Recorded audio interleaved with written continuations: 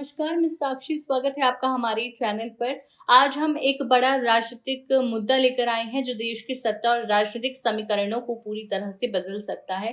मोदी शाह की सत्ता के लिए अब सबसे बड़ा संकट सामने आया है, जब राजस्थान की पूर्व मुख्यमंत्री वसुंधरा राजे और मध्य प्रदेश के ज्योतिरादित्य सिंधिया जैसे दिग्गज नेता बीजेपी छोड़ कांग्रेस में शामिल होने की तरफ बढ़ रहे हैं। ये दोनों नेता भाजपा के मजबूत किले में दरार की शुरुआत है।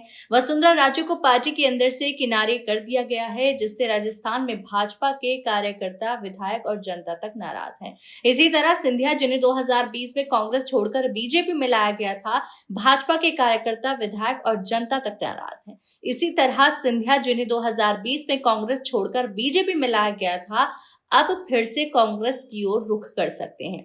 हाल ही में उनके दिग्विजय सिंह के साथ तस्वीरें सोशल मीडिया पर चर्चा का विषय बनी है, जो एक साफ राजनीतिक संकेत है। अगर वसुंधरा और सिंधिया कांग्रेस में शामिल होते हैं तो राजस्थान और मध्य प्रदेश में कांग्रेस की पकड़ मजबूत होगी और भाजपा की सत्ता हिल जाएगी। ये सिर्फ एक राजनीतिक बदलाव नहीं होगा, बल्कि मोदी शाह के शासन की नींव भी हिलने वाली कदम रहेगा।